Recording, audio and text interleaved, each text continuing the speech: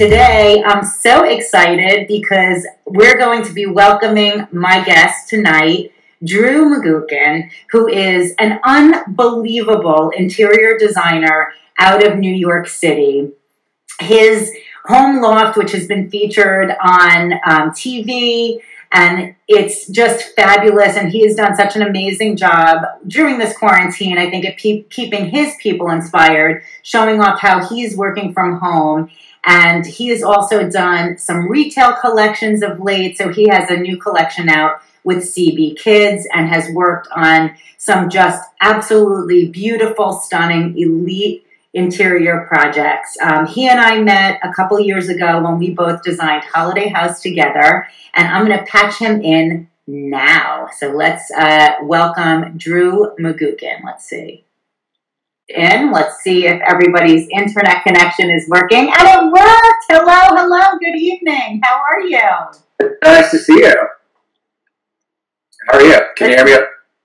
It's fabulous to see you too. And now I can hear you. Yes. So the last time you and I were together in person, live and in person, was at an airport. I don't remember. Were we going to High Point maybe? We were going to High Point. I think I bought you coffee. We were on the same plane. We found each other out. Right? I was like, was it Paris? Was it High Point? It was someplace fabulous. Yes, but it was just High Point. Okay. All right. We could pretend. Exactly. Pretend it was glamorous, right? Absolutely. Well, look. Right? It was great, and you know what? I miss the opportunity to go to High Point, this market, and show off new product and see all of our industry friends. But I thought this would be such a great way to share knowledge base. So really, the purpose of this series, it's a half-hour long, 5 p.m. Eastern time, is to talk about design and color and trend. And I was sort of teasing our audience tonight, and I know you heard, but just a little bit about you and your background. So that's the last time I saw you was in an airport, but the first time we actually met, I think, was when we did Holiday House together. So you did a stunning room co-op with Robert Allen, and then IFDA recognized you as a young rising star, and IFDA, you know, has been a great networking agency, a networking group that we've been part of, and it was really fun, you know, that they chose you, and so well deserved. But you're really known for, you know, your bold interiors. You do really beautiful luxury properties, you know, gorgeous high-end interiors, and you've also now started to dabble in consumer product, right, in furniture design. And so I wanted to just sort of hear from you, like, what are you seeing? How are you feeling about the future of interiors? You know, do you see your clients looking to sort of cocoon, or are they embracing color going forward? How do you think this whole thing's going to impact color decision?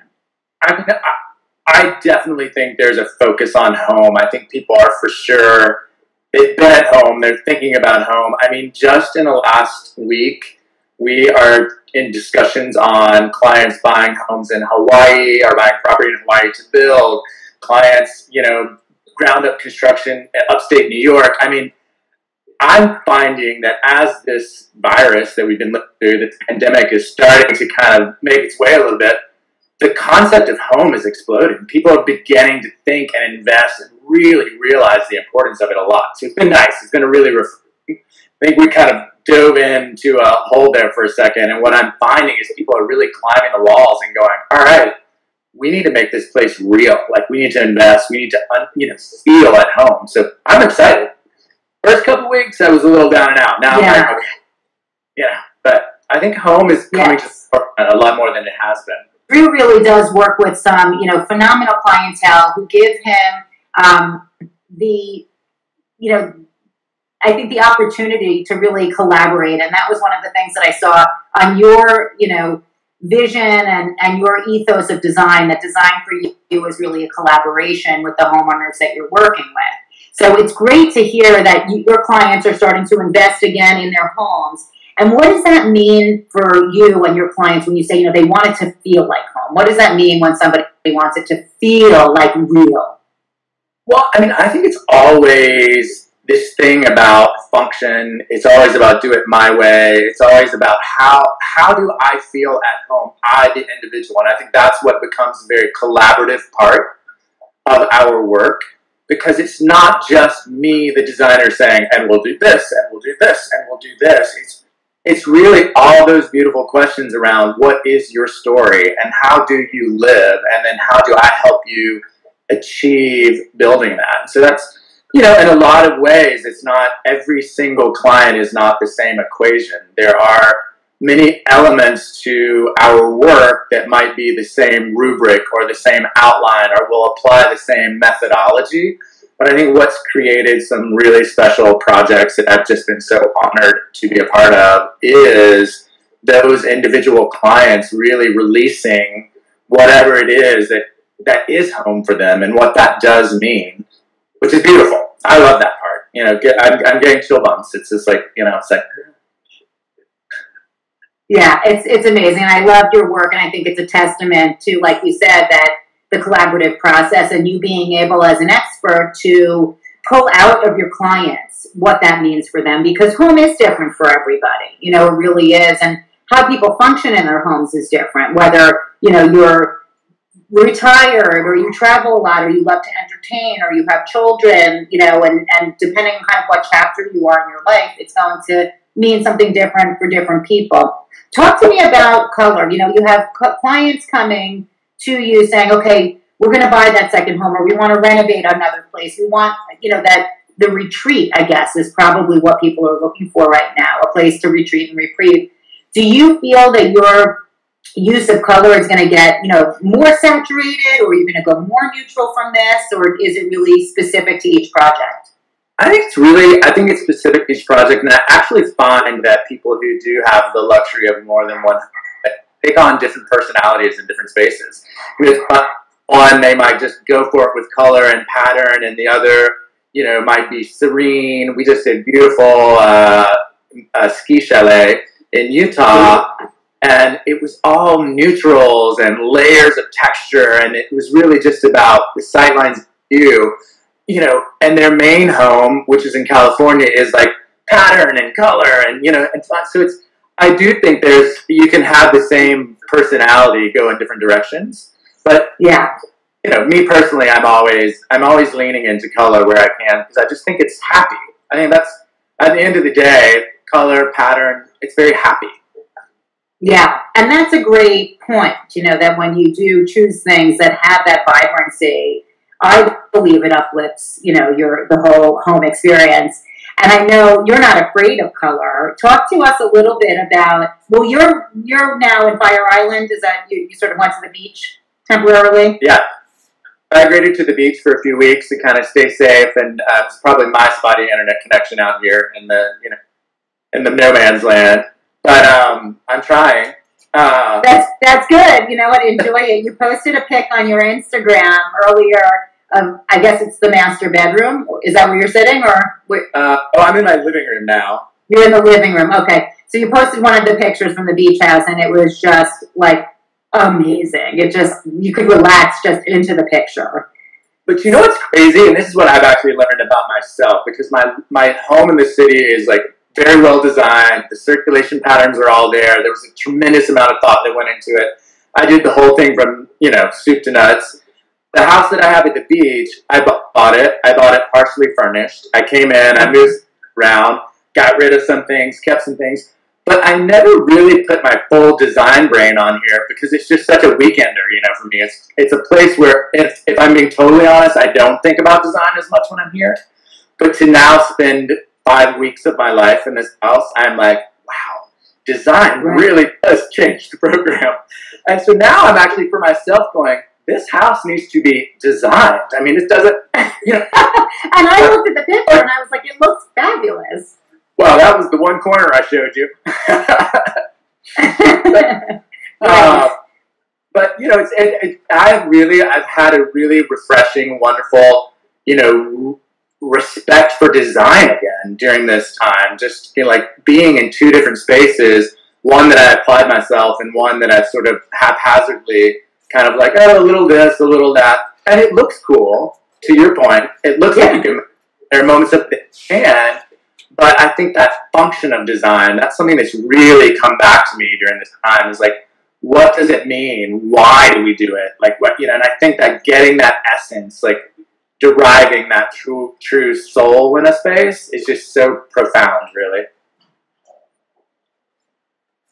So what do you think, like, give us an example in your beach house, like now that you're really nesting there and you're not just weekending there, what's missing? Like what is, if you could wave your design wand, what are you going to do? I think it's about traffic patterns and circulation. I think it's like, I really took a bunch of existing things and made them work together and then added a few things here and there, but it's just really, I'm a huge fan of sight lines. That's a part of just my whole thing in design. I'm like, at every place that you sit, what do you see? How are you seeing through? How is it inviting you to the next space? And I think this place needs to work on sight lines. It's like as you move around, every place you sit, you're like, oh wow, that's terrible. I'm staring at it. Oh, I doubt it. I think it's like we're our own worst critic. You know what? And I was joking. I don't know if you saw my promo for this show, but I was like, listen, join us because I have Drew coming on. And he's so handsome. Like, it's like, so nothing else. Whoever your guest is, if they're looking in your direction, there's nothing terrible about it. You're going to outshine the design. But it's interesting that you say that about traffic patterns. And actually, I don't think if I turn my thing here, you'll see it. But I have an art piece hanging in my dining room, and that's by a good friend of mine, an artist named Paul Thomas. And, Joe was saying, and he had abs. So people are commenting because I know even in your home, I mean, there's pictures of you and portraits and things, and you posted your 10-year. I'm off topic now. We're supposed to be talking design color, and instead we're talking Drew's abs. But you posted your 10-year picture, and man, you're like a fine wine. I mean, you just get better with age. Oh, thank you. Yes, you look fantastic. But back to my friend Paul, what he says about a home and sort of experiencing it is he says, you really need to live in it. His advice to us, because we bought this home about 2 years ago, was you should really live in your home first and let your home speak to you. Live in it, and then it tells you what it means. I think that there's a lot of truth to that. I have a number of clients that I think are pretty special. I've learned a lot from them over the years, and like one in particular that we've done many projects together now, and she has a way of getting to a certain place and then pop 4 or 5 months, and at the end of that pause, she comes back with a list of things of just now that she's used the space, now that she's lived there. And I swear to you, those are the crowning jewels of those projects, because it does take that. We know we got a lot of it right, but now that the clients actually get there and live, learning, through, and if we just had this, or if we just added that layer, and it's always that last little bit that just sends it right over, which is great. So I think there's a lot of truth to that. Yeah, and it's interesting too because Lisa's saying her home needs you to design it, so that's good. There you go. You have a new potential client. Or hair. And Lisa's a great publicist, by the way, if you're looking for PR. So it's interesting too because this is our full-time home, but as somebody who works and travels often, this was really the first opportunity that we had, and I'm sure many of the people watching are experiencing their homes really for the first time, right? Unless you're used to working from home as your standard. Really being home like this 24/7, you're really experiencing your home in a different light. And so are you finding that your clients who are coming to you now, that's almost prompted them to want to invest in their homes? Yeah, and I've gotten a lot of thank yous. I've gotten a lot of, oh wow, now that we're here, you were so right, that thing, like really thinking about home and all the ways that you might use it ahead of time. I think a lot of people now are feeling great. And then I've had some people, friends, other people who, I think I'm in this world that we live in where design is so ubiquitous in a lot of ways. It's so, everyone has so much access. I think a lot of people are realizing that they bought design, or they thought they bought design, and what, now they're at home all the time, they're like, wow, this doesn't work. So I've had a couple of those conversations of like, wow, someone helped us get this room together, and we can't function here. So it's been funny, a couple of emergency phone calls about how do I yes, I've been, and I'm like, well, Right. Yeah. And like you said, I mean, it's one thing to sort of shop it out of a catalog. It's another thing to have somebody who helps you pull the soul out of it. So talk to me, I keep coming back to color because your use of color, I think, is very unique and pattern, quite frankly. And I go back to your personal space because it's so interesting to me to see how designers will surround themselves in their own element when they can really choose for themselves, when you're your own client. Was it difficult for you when you moved in to your apartment in the city? And it's a loft space, so you had to kind of chunk it out and create rooms within it. Was that hard to be your own client? I thought it was going to be harder than it was, but you know what it is that I had a gut reaction to a couple, like that crazy yellow wallpaper. I'm like, I'm going to figure out how to make this work. A leopard fabric by Kravitz that I decided to put on a 99-inch sofa. I'm like, I love this fabric. I love this thing. It's like power clashing, I'm like, yes.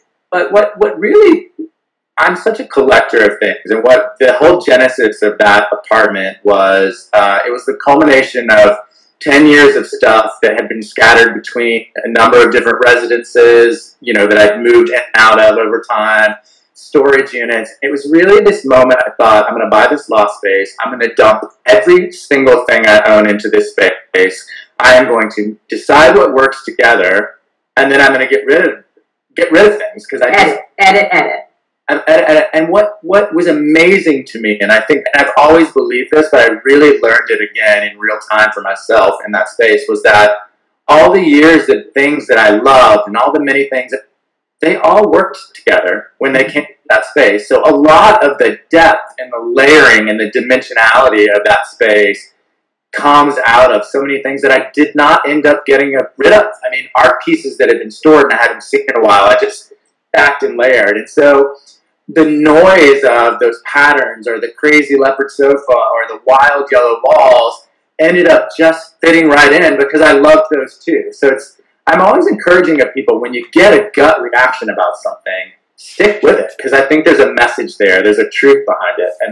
And people tend to have a gut reaction about a pattern or a color that they love and then whip out because, 3 girlfriends at dinner said, oh my God, I can't believe it. They come together and she said, I would never do that in my life. And so people lose that faith. So I think it has a lot to do with just confidence, just saying, oh no, this is going to work. And, being willing to fail. I think that's another part of it that I think is there are moments that you choose something wild and you say to yourself, well, I don't know, worst case scenario, we get a wall of this up and it just is horrific and we take it down. Take it, right. If you don't like it, it's easy, it comes down. And it's not, I always think about that for myself in terms of like in a big project, it's this big, and if one little component, you sort of say, I want to change direction, it's just a part of doing business. Yeah. But I'm always encouraging of people to like find that guttural, true, like, oh, I love that, and stick with it. And if you write it out and you process around it, you really vet it against all the, parts of your statement for that space, you might be surprised that it really works. Yeah, I think that is great advice, and Amy's loving it too. Amy's our creative director, so she's jumping in here, and she's saying she loves that you need to get that gut reaction. And I think what you were saying earlier is, great advice for all of us. It's things that really give you joy.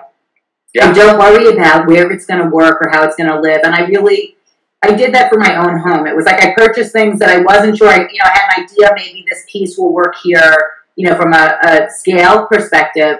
But it's some of the pieces I just bought because I loved them. And they found their home in my home. And when I see them, they make me happy. And it doesn't matter if the green's a little off. It doesn't matter because those are the things. It reminds me of a trip I took to Morocco. It reminds me of an auction we went to. It reminds me of a happy time. And when I see it, as long as those pieces bring me joy, then they will find a place in my house. And in a lot of our work, one of the things that I always say to people, I can give you my time, my energy, my expertise, I can give you all those things, but I can't give you my soul. Like, we're going to give space for you to show up here. And any of our projects for the first 6-8 months, sometimes we won't photograph them for nearly a year, but I'm waiting on clients to bring in some art suggestions, bring in some layers. It's really, I really do sort of pull people forward into this idea of like, come on, like show up. Like, where are you? All right, I got us here. Yeah. Got here. But now what? Like, what are you thinking about? What do you want for the walls? Like, what are your interests? Like, what should we put in those bookcases? You know, help me. You know, Right. now it's time for you to get involved and really tell us who you are. Like, help write your story. So it's interesting. You've had your own practice now for a decade, right? Yeah. So you've been at it long enough that your first clients, are you finding that they're coming back to you within the same home or within the same space and saying, okay, I'm ready to refresh. You know, the things we picked, yes, I still love some of those things, but I've evolved over 7 years or I've evolved over a decade and it's not quite my taste anymore. You know what? And I don't, this is going to sound a little braggy. I don't want it to sound that way at all, but what I've actually been shocked and surprised about, the comment that I usually get is, I cannot believe that we put this light fixture up 9 years ago. And I still love it. Much today. And all the other things we've done, this light fixture still works. And like that's usually clients are calling and say, I think about a house that I did in San Francisco, and the first, I did an apartment for the young woman when she was, you know, out of college, and she was, you know, like on the market, single, focused and fancy free, and over the course of time, she got married, she had a baby, then I did the family home. And when we did the original apartment, we bought several things with the idea of like, this is the beginning of my grown-up collection of things. To this day, 8, 9, 10 years later, I think 10 years later, actually, one of my very first projects, those things are in her family home. And we talk all the time about how amazing it is that we were able to bring all of those things forward. So all that great work actually wasn't lost. It just took on a new life. Which is amazing, like you said. And it's not braggy. It's a sign of good design. But, you know, it's funny because I speak to designers often because you're all my clients and my tribe of my people. And I always joke when I do talks on color and design trend, designers, the community is like, well, we don't follow the trends, you know, like we do, like timeless, classic, it never goes out. And that may be, you know, there is certainly, I think, a good, sophisticated design has layers in it and has a life that will span decades. But most of us don't live in a time capsule, right? Like most people, even if the design is fabulous and phenomenal, either your life situation changes, you know, you get married, you get divorced, you have a child, you get a dog, your aging mother moves in with you, like things in your life evolve, but you also evolve as a human being.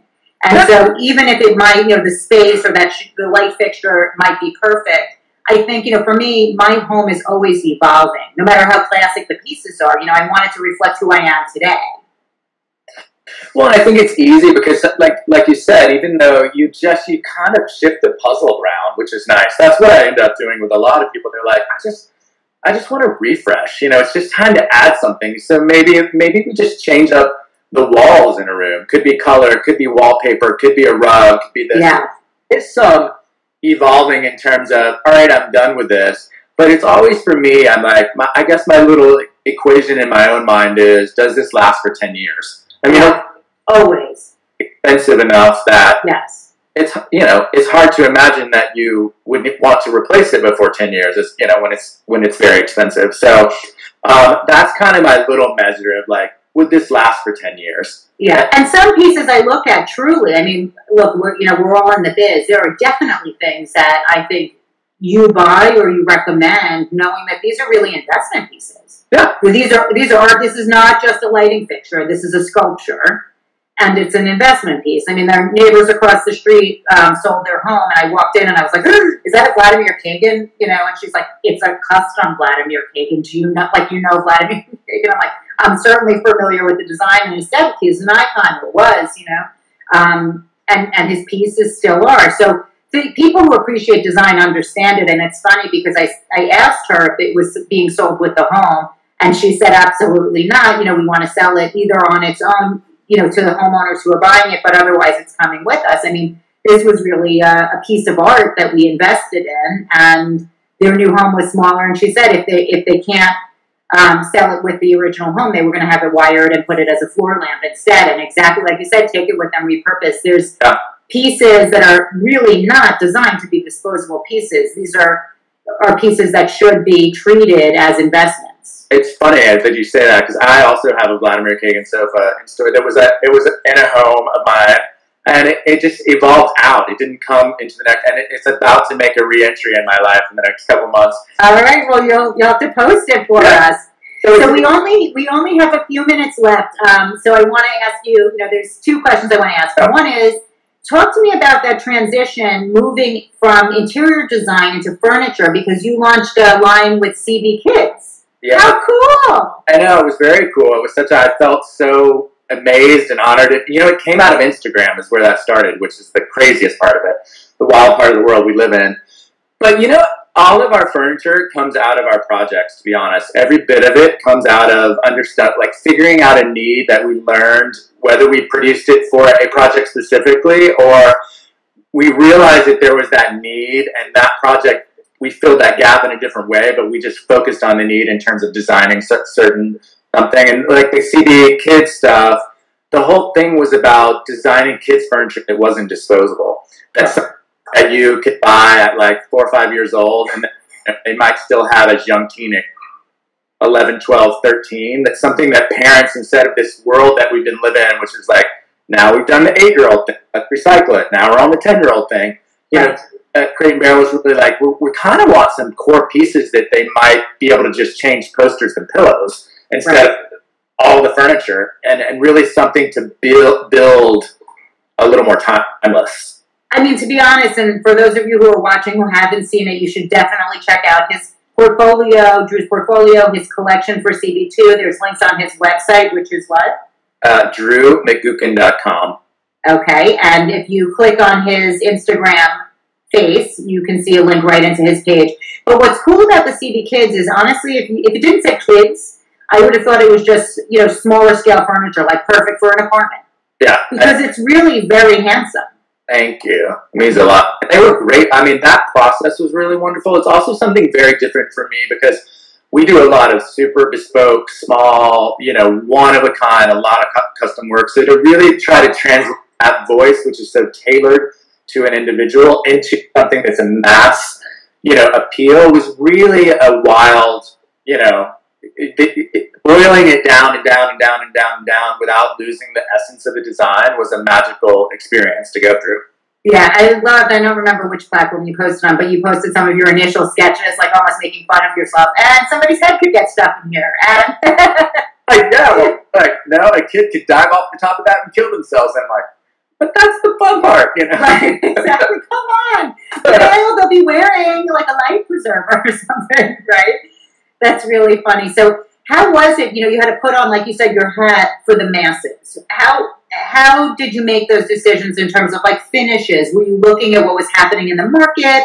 How did you decide to forecast? I was looking at what was happening in the market. I was looking at, like, brass at that time was such an enormous thing, and I just felt like if I see one more piece of brass, I cannot be the guy that adds another piece of brass furniture to the world. I like brass.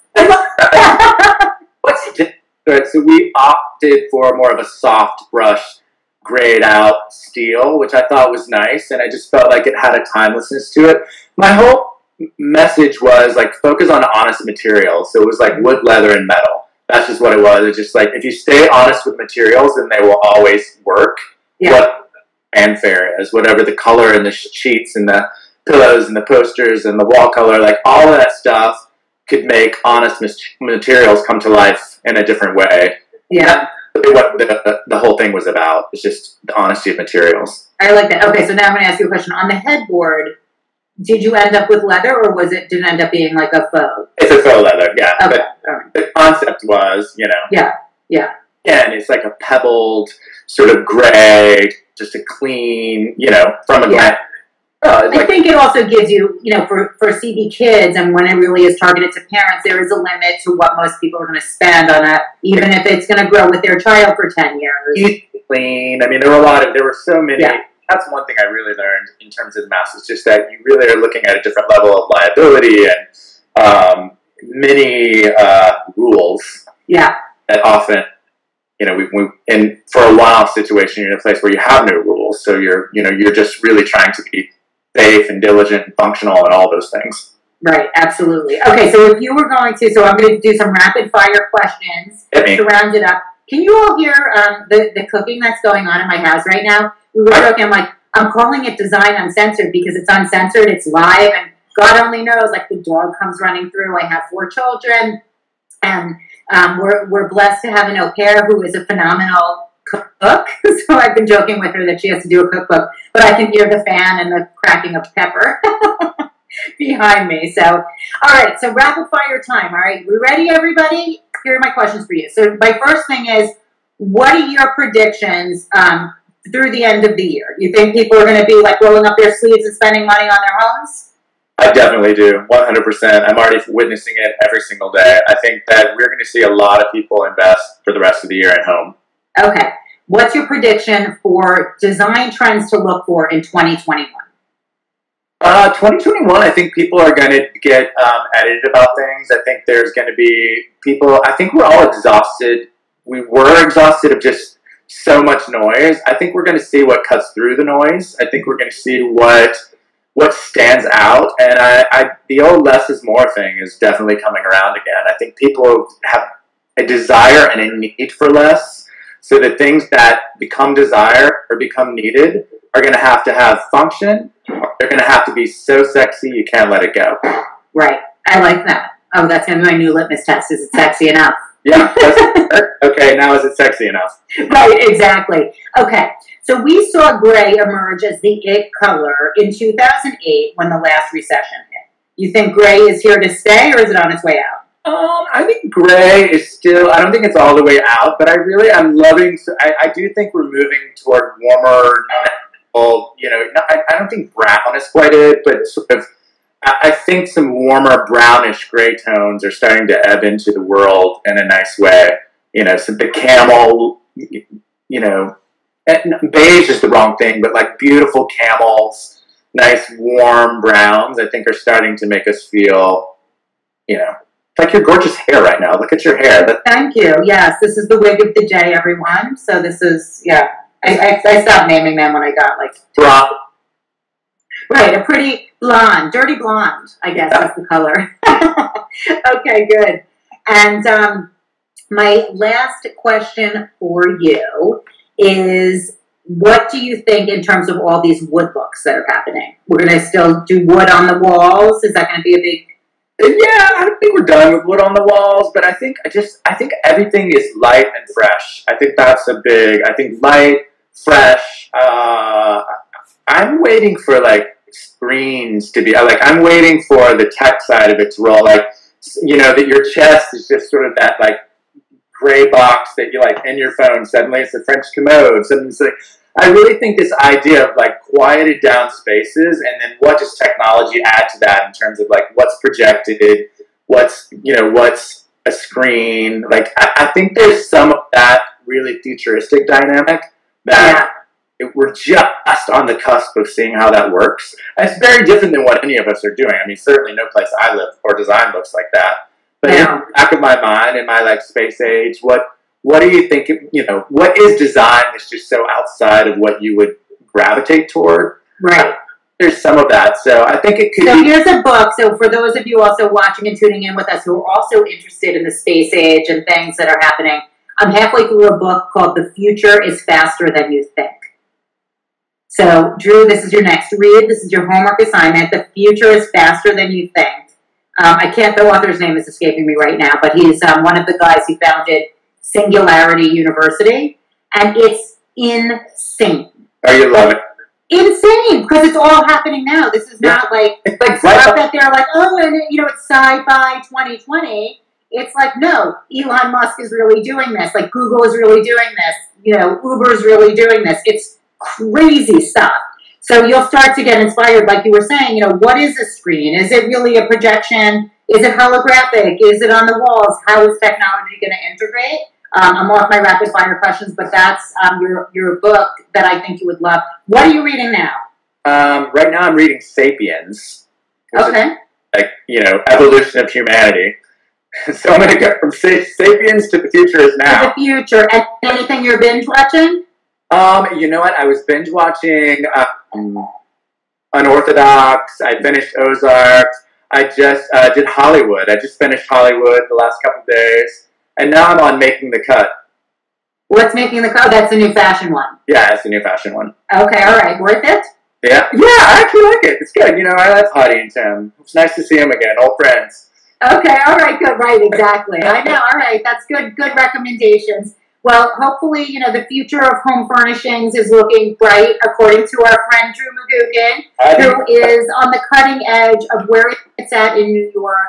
He is known for his amazing interior design, his luscious, beautiful homes, and his methodology, or what he subscribes to as a designer, is that it's all about collaboration.